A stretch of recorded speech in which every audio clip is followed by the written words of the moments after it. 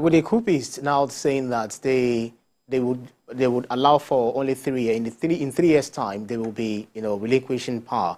Do you feel that's a negotiating position on their own part? And that's one. The other one is the leader of the leader of the military in Niger Republic said they do not want war.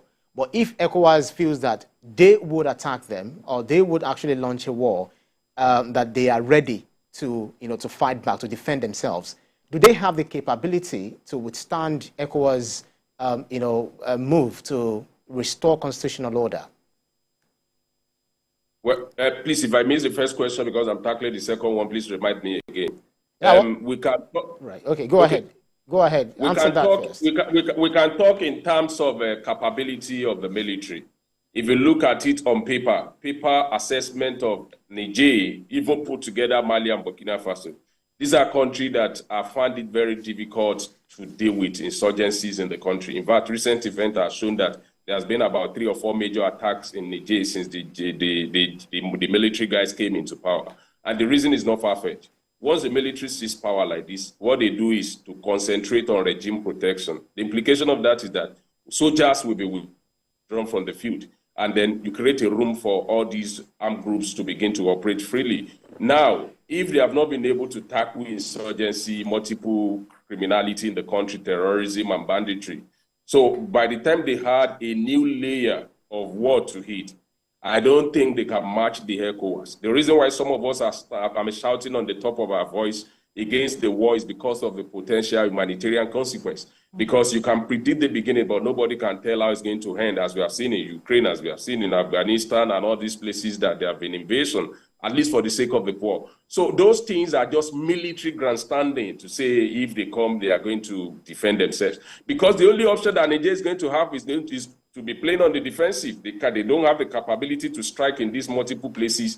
How are they going to take on ECOWAS? So I think all this is just grandstanding and not really considering the lives of the poor who are going to be bear the burden and the consequences of an invasion in case it happens. So I don't think they should have an overrated estimate of themselves, at least for the sake of the poor.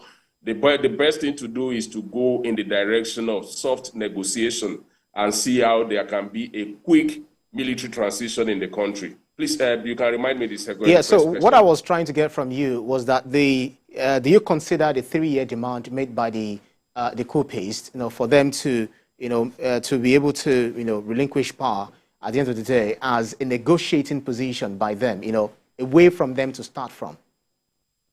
That is what they want to do. Their objective is to stay in power, and to stay in power to also have access to the largesse in the country. That is the objective.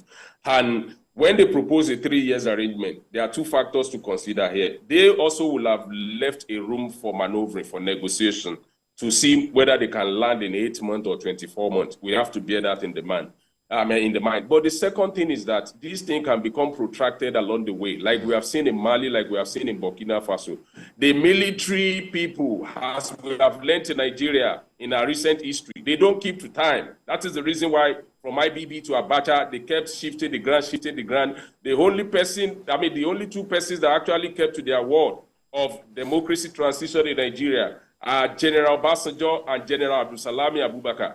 And when you look at this compared to what we have seen in Mali and Burkina Faso in the recent time, ECOWAS must not tolerate that, because it is going to become an incentive for other coupists to also strike in other countries in the coming day, and could become a normalized experience and a way of life to political development in the country.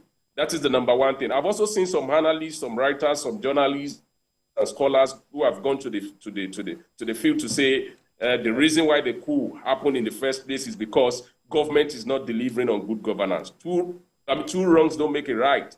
The worst of a democracy administration is better, far better than any military administration in the world. So we mustn't fall for that escapist analysis to justify coup, because it's just a bunch of professionals who have been trained to defend the territorial integrity of the country.